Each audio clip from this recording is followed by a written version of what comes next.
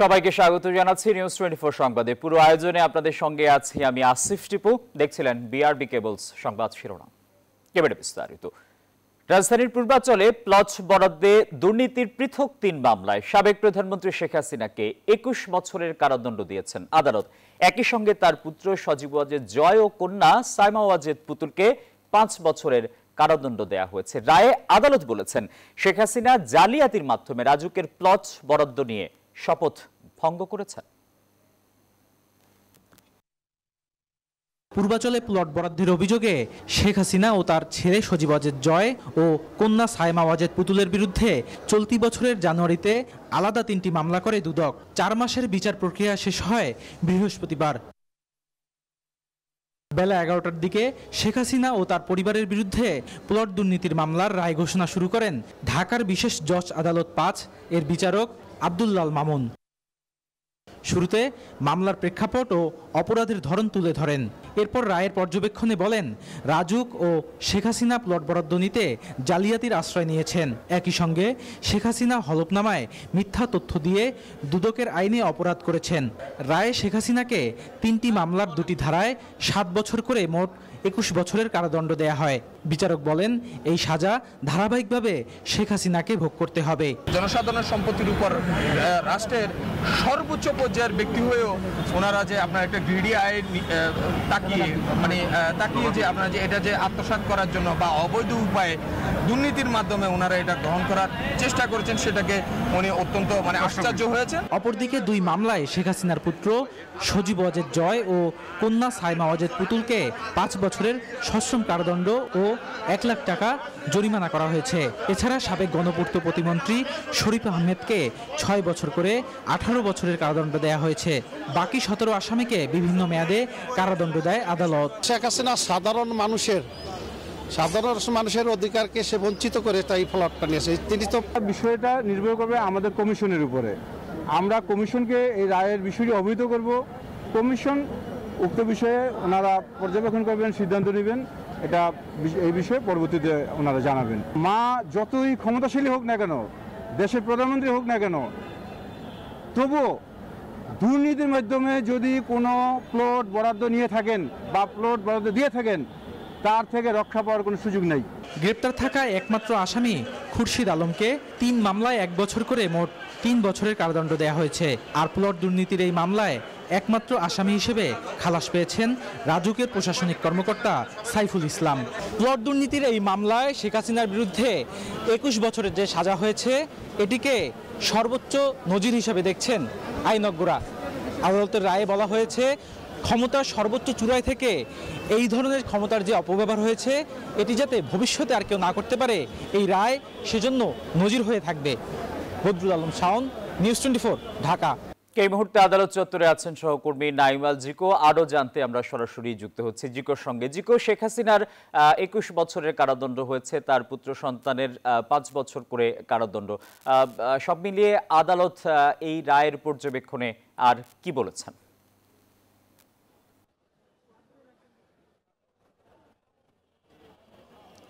ধন্যবাদ আপনাকে। যেমনটি বলছিলেন, আজকে সকাল ১১টার দিকে কিন্তু শেখ হাসিনার পূর্বাঞ্চলে যেই প্লট বরাদ্দের দুর্নীতির মামলার রায়টি ছিল, সেটি কিন্তু এরই মধ্যে ঘোষিত হয়েছে এবং এই মামলায় শেখ হাসিনাকে ৩টি মামলায় পৃথকভাবে ৭ বছর করে ২১ বছরের কারাদণ্ড এবং পাশাপাশি তার ছেলে জয়কে ৫ বছর এবং ১ লাখ টাকা জরিমানা এবং মেয়ে পুতুলকে ৫ বছর ও ১ লাখ টাকার জরিমানা করা হয়েছে। এছাড়াও একমাত্র আসামি যে গ্রেপ্তার ছিল, সেই আসামিকে ৩টি মামলায় ১ বছর করে মোট ৩ বছরের কারাদণ্ড দেওয়া হয়েছে এখন পর্যন্ত। তো আমার সাথে আসলে আমার সহকর্মী রয়েছেন শাওন, তিনি আদালতের ভেতরে ছিলেন, তার কাছ থেকে আসলে জানবো যে শাওন, আপনি তো আদালতের ভেতরে ছিলেন, সেখানে আসলে কোন কোন বিষয়গুলো উঠে এসেছে এবং কোন বিষয়গুলো আসলে আদালত আমলে নিয়ে আজকের এই মামলার রায়টি ঘোষণা করল?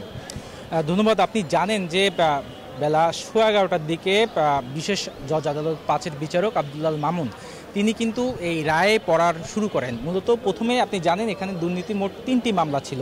একটি হচ্ছে শেখ হাসিনা এবং দ্বিতীয়টি তার পুত্র সজীব ওয়াজেদ জয় এবং তৃতীয়টি তার কন্যা সাইমা ওয়াজেদ পুতুল। এবং এই 3টি মামলায় কিন্তু শেখ হাসিনা নিজেও আসামি।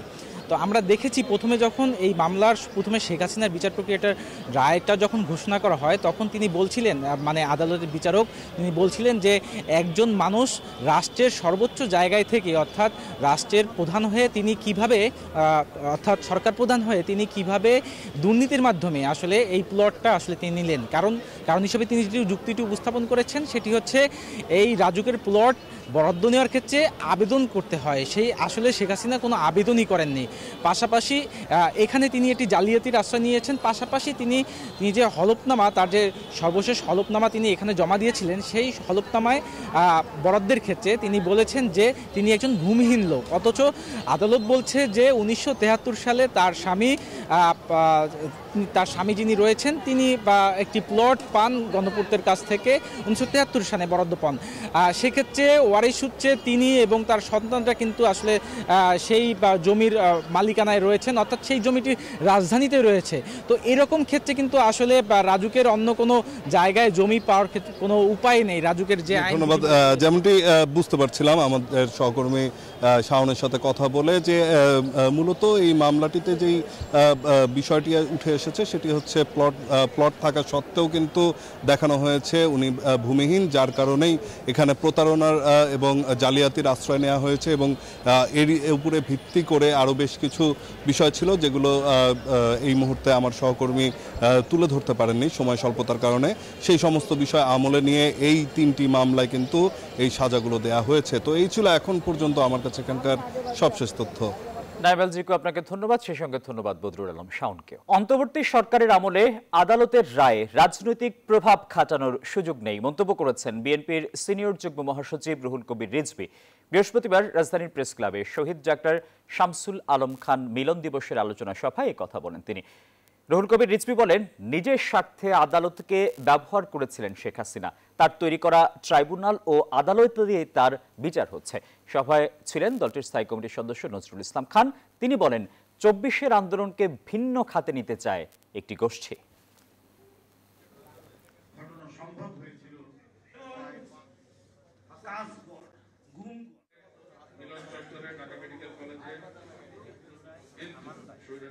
বর্তমান অন্তর্বর্তীকালীন সরকার তার আমলে আইন আদালত এখানে কোনো হস্তক্ষেপের কারো সুযোগ নেই।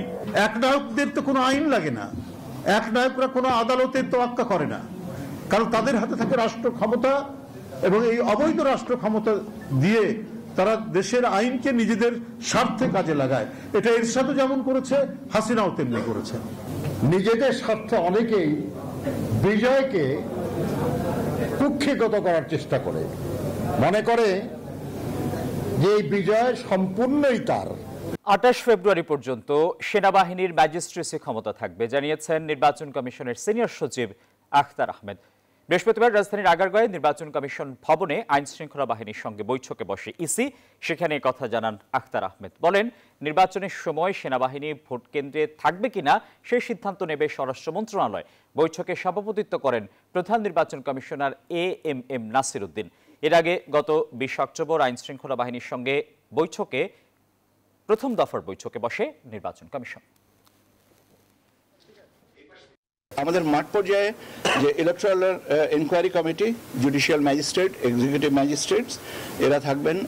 আপনারা জানেন এর পাশাপাশি সেনাবাহিনীর মানে আপনার ম্যাজিস্ট্রিয়াল পাওয়ার 28 ফেব্রুয়ারি পর্যন্ত, আগের বছরের 28 ফেব্রুয়ারি 2026 পর্যন্ত বর্ধিত করা হয়েছে। তারা সেটা এনজয় করবেন। নির্বাচন কমিশনে আছেন সহকর্মী অন্তরা বিশ্বাস। আরও খবর জানতে সরাসরি যুক্ত হচ্ছি তার সঙ্গে। অন্তরা, দ্বিতীয় দফায় আইন শৃঙ্খলা বাহিনীর সঙ্গে নির্বাচন কমিশনের বৈঠক হলো। আজকের এই বৈঠকটিতে কি বিষয় নিয়ে আলোচনা হয়েছে এবং কোনো সিদ্ধান্ত এসেছে কিনা জানাবেন আমাদের।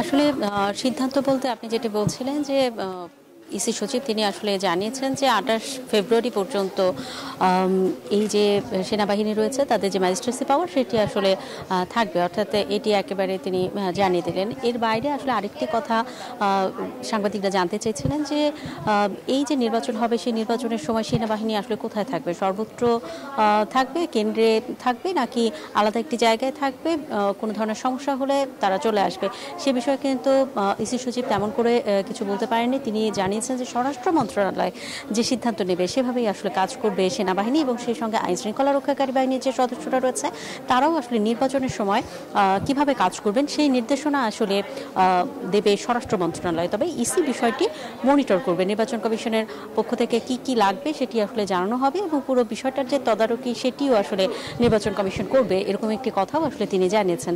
আর আপনি জানেন যে পোস্টাল ভোটের মাধ্যমে যে ভোটগুলো আসলে দেশে আসবে সেজন্য এক ধরনের নিরাপত্তা ব্যবস্থা রাখবার জন্য আসলে নির্বাচন কমিশনের পক্ষ থেকে বিশেষভাবে বলা হয়েছে এবং এয়ারপোর্ট এবং তেজগাঁও অঞ্চলে সেই নিরাপত্তা ব্যবস্থাটি আসলে রাখা হবে। আরেকটি বিষয় জানানো হয়েছে সেটি হচ্ছে পার্বত্য অঞ্চলে সেখানে নেটওয়ার্কের সমস্যা আছে এবং সেখানে যে নিরাপত্তা ব্যবস্থা সেটিও যেন জোরদার করা হয় সেই বিষয়ে আসলে তারা আজকে আলোচনা করেছে।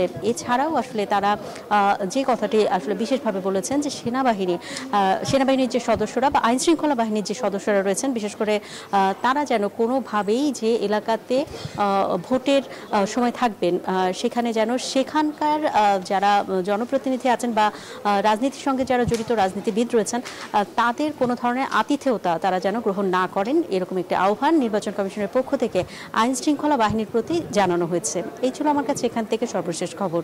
অন্তরা বিশ্বাস, আপনাকে ধন্যবাদ।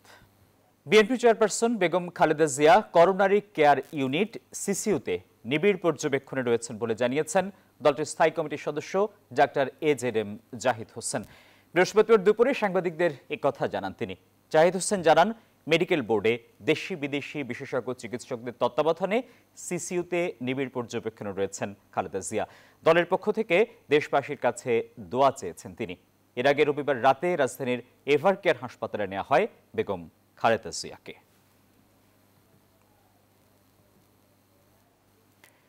দশম থেকে নবম গ্রেডে উন্নীত করা না হলে 1 ডিসেম্বর থেকে কমপ্লিট 7 জন কর্মসূচির ঘোষণা করেছেন উচ্চ মাধ্যমিকের শিক্ষকরা। বৃহস্পতিবার সকালে শিক্ষা ভবনের সামনে বাংলাদেশ মাধ্যমিক শিক্ষক সমিতির ব্যানারে অবস্থান নেন তারা। বলেন, অনেক নিচের গ্রেডের পদও নবম গ্রেডে নেওয়া হয়েছে, শুধু দশম গ্রেডের সহকারী শিক্ষকের পদ নিয়ে কোনো পদক্ষেপ নেওয়া হচ্ছে না। দীর্ঘদিন ধরেই এই বৈষম্য চলছে বলে অভিযোগ করেন শিক্ষকরা। মাধ্যমিক শিক্ষার প্রাণ হচ্ছে শিক্ষক, এবং শিক্ষকরা যদি ভালো না থাকে তাহলে এই পেশাটা কখনোই আমাদের শিক্ষার্থীদের ভালো কিছু সার্ভিস দিতে পারবো না। এনটি পদ নবম গ্রেড সহ 4 স্তরীয় পদসুপানের আলোকে মাধ্যমিক শিক্ষা ক্যাডার ধরে এই মাধ্যমিক অধিদপ্তর আলাদা করতে হবে। এখানে আমাদের যথাযথ পদায়ন করতে হবে এবং আমাদের অ্যাডভান্স ইনক্রিমেন্ট টাইম স্কেল 3 দিনের মধ্যে যদি না দেয় আমরা আগামী 1 তারিখ থেকে কমপ্লিট শাটডাউনে আমরা চলে যাব। বিমান বাহিনীর আধুনিকায়ন এবং প্রযুক্তিগত উন্নয়নে সব ধরনের পদক্ষেপ নেওয়া হচ্ছে বলে জানিয়েছেন বিমান বাহিনী প্রধান air chief marshal Hasan Mahmud Khan. সকালে যশোর এয়ারফোর্স একাডেমিতে বিমান বাহিনীর রাষ্ট্রপতি কুচকাওয়াজ অনুষ্ঠানে কথা বলেন তিনি। আর বলেন, গত 1.5 বছরের পরিবর্তিত পরিস্থিতিতে বিমান বাহিনী বিমানবন্দর সচল রাখার মধ্য দিয়ে গুরু দায়িত্ব পালন করেছে। দেশের যে কোনো প্রয়োজনে বিমান বাহিনীর সদস্যদের প্রস্তুত থাকার আহ্বানও জানান air chief marshal Hasan Mahmud Khan. বিমান বাহিনীর 87 নম্বর কোর্সের বিভিন্ন শাখায় মোট 40 জন অফিসার ক্যাডেট কমিশন লাভ করেন। বিএনপির প্রাথমিক প্রার্থিতা ঘোষণার পর থেকে নির্বাচনী হাওয়া বইছে হাওড়ের জেলা সুনামগঞ্জ 1 আসনে। ভোটারদের মন জয়ে নানান প্রতিশ্রুতি দিচ্ছেন বিভিন্ন রাজনৈতিক দলের প্রার্থীরা। তবে সৎ, যোগ্য ও এলাকার উন্নয়নে কাজ করবে যে প্রার্থী তাকেই জনপ্রতিনিধি হিসেবে নির্বাচিত করতে চান ভোটাররা। মোহাম্মদ বোরহানুদ্দিনের পাঠানো তথ্য ছবিতে ডেস্ক রিপোর্ট। সুনামগঞ্জ জেলার তাহিরপুর, জামালগঞ্জ, ধর্মপাশা ও মধ্যনগর সহ 4 উপজেলা নিয়ে গঠিত সুনামগঞ্জ 1 আসন। আয়তনে জেলার সবচেয়ে বড় আসন এটি। নির্বাচনী রোডম্যাপ ঘোষণার পর থেকে এই আসনে বিএনপির মনোনয়ন পেয়েছেন কৃষক দলের কেন্দ্রীয় যুগ্ম সাধারণ সম্পাদক আনিসুল হক। ভোটের মাঠে অন্তত 6 জন মনোনয়ন প্রত্যাশী থাকলেও আনিসুল হককে প্রাথমিক মনোনয়ন দেয় উচ্ছ্বসিত তার সমর্থকরা। আমরা দলের হয়ে কাজ করব, ব্যক্তির চেয়ে দল বড়, দলের চেয়ে দেশ বড়। সেই দেশপ্রেমে ভর্তি হয়ে দলের স্বার্থে, দেশের স্বার্থে, জনগণের স্বার্থে তারা যাতে আবারও দলের এক মঞ্চে আমরা একসাথে কাজ করব। এদিকে আলাদা প্রচারণা চালিয়ে যাচ্ছেন মনোনয়ন বঞ্চিত সুনামগঞ্জ জেলা সাবেক সাংগঠনিক সম্পাদক কামরুজ্জামান কামরুল। আমার বিশ্বাস সকল ক্রাইটেরিয়াতে আমি ফুলফিল করি, সে কারণে আমার বিশ্বাস চূড়ান্ত মনোনয়ন দেওয়ার সময় দলের ভারপ্রাপ্ত চেয়ারম্যান, দলের হাইকমান্ড আমার বিষয়টা বিবেচনা করবে এবং চূড়ান্ত মনোনয়ন আমাকে দেবে। থেমে নেই জামায়াত ও এনসিপির মনোনীত প্রার্থীরাও। ভোটারদের দাঁড়ে দাঁড়ে গণসংযোগ চালিয়ে যাচ্ছেন তারা, দিচ্ছেন নানান প্রতিশ্রুতি। যে নেতৃত্ব সমাজ এবং রাষ্ট্রের সম্পদকে আমানত মনে করে মানুষের সেবাটা প্রত্যেকের দোরগোড়ায় পৌঁছে দেবে, সেই ধরনের নেতৃত্ব আমরা চাই। সর্ববৃহৎ এই আসনটিতে ভোটার রয়েছে 4,90,062 জন, যার মধ্যে নারী ভোটার 2,40,915 জন ও পুরুষ ভোটার রয়েছে 2,49,141 জন এবং তৃতীয় লিঙ্গের ভোটার রয়েছে 6 জন। Desk report, news 24। মার্কিন শুল্কের ধাক্কা সামলাতে স্টিল ও লাম্বার শিল্পের জন্য বড় ঘোষণা দিয়েছে কানাডা সরকার। দেশীয় বাজার ধরে রাখতে বিদেশি স্টিল আমদানির কোটা ব্যাপকভাবে কমিয়ে আনছে অটোয়া। চুক্তিহীন দেশগুলোর জন্য এই কোটা নামছে মাত্র 20%, তবে যুক্তরাষ্ট্র ও মেক্সিকোর উপর কোনো প্রভাব পড়ছে না। এছাড়া নির্দিষ্ট স্টিল পণ্যে 25% বাড়তি শুল্ক এবং 2026 সাল থেকে অভ্যন্তরীণ পরিবহন খরচ অর্ধেক কমানোর ঘোষণা দিয়েছে সরকার। পাশাপাশি আবাসন খাতে দেশি পণ্যের ব্যবহার বাড়াতে ব্যবসায়ীদের দেয়া হবে বিশেষ আর্থিক সহায়তা। ইন্দোনেশিয়ার উত্তর সুমাত্রায় আজ বৃহস্পতিবার 6.6 মাত্রার একটি শক্তিশালী ভূমিকম্প আঘাত এনেছে। গভীরতা ছিল 18 কিলোমিটার। স্থানীয় সময় দুপুর 12:56 এই ভূকম্প অনুভূত হয়। উৎপত্তিস্থল ছিল সুমাত্রার সমুদ্র তীরবর্তী এলাকায়। এদিকে উত্তর সুমাত্রায় বন্যা ও ভূমিধসে নিহত বেড়ে 24 জনে দাঁড়িয়েছে। নিখোঁজ রয়েছেন 5 জন। বিদ্যুৎহীন হয়ে পড়েছে দেশটির সিবলগা ও তাম্পানুলি এলাকা। থাইল্যান্ডেও ভয়াবহ বন্যায় মৃতের সংখ্যা বেড়ে দাঁড়িয়েছে 33 জনে। দেশের হাতিয়াই শহর পানির নিচে প্লাবিত হয়েছে। হাসপাতালে উদ্ধার কাজে হেলিকপ্টার ও যুদ্ধজাহাজে নামিয়েছে সেনাবাহিনী। থাইল্যান্ড ও মালয়েশিয়ায় অন্তত 50,000 মানুষকে নিরাপদ আশ্রয় নেওয়া হয়েছে। জলবায়ু পরিবর্তনের প্রভাবে এই দুর্যোগ বলে ধারণা বিশেষজ্ঞদের। স্বাগত আরও একবার, এবারে খেলার সংবাদ। আইরিশদের বিপক্ষে টি-20 সিরিজে দল গঠনে মতামত না নেওয়ায় অসন্তোষ প্রকাশ করেছেন অধিনায়ক লিটন দাস। সংবাদ সম্মেলনে ক্ষোভ জানান তিনি। এদিকে ম্যাচের আগের দিন চট্টগ্রামে অনুশীলনে ঘাম ছড়িয়েছে দুদল। জয়ের ধারায় থাকা বাংলাদেশের বিপক্ষে ঘুরে দাঁড়ানোর প্রত্যয় আইরিশ অধিনায়কের। চট্টগ্রাম থেকে শাহিন মিয়ার ক্যামেরায় আশিক সরওয়ারের রিপোর্ট। টি-20 বিশ্বকাপের আগে বাংলাদেশ দলের শেষ সিরিজ, টানা 4 সিরিজ জয়ের পর ওয়েস্ট ইন্ডিজের বিপক্ষে টাইগারদের ছন্দপতন। আইরিশদের বিপক্ষেও দল কঠিন পরীক্ষায় পড়ুক, এমন চাওয়া লিটন দাসের। যদিও আইরিশদের বিপক্ষে দল নির্বাচন নিয়ে অসন্তোষ প্রকাশ করেছেন বাংলাদেশ ক্যাপ্টেন শামীম পাটোয়ারির বাদ পড়া নিয়েও এক হাত নিয়েছেন নির্বাচকদের। থাকলে অবশ্যই ভালো হতো, this not my call, totally selector call. আমাকে যে টিমটা দেওয়া হবে আমাকে সেই টিমটা নিয়ে কাজ করতে হবে। সো আমার কোনো সে থাকবে না যে আমি কোন প্লেয়ারটাকে চাই, কোন প্লেয়ারটাকে না চাই। সো এতদিন জানতাম যে যখন ক্যাপ্টেন হয় মানুষ, তার একটা টিম গোছানোর একটা প্ল্যানিং থাকে, বাট রিসেন্ট কয়েকদিন আগে জানতে পারলাম যে টিমটা আমাকে দেওয়া হবে আমার কাজ হচ্ছে সেই টিমটাকে নিয়ে বেটার কিছু দেবো।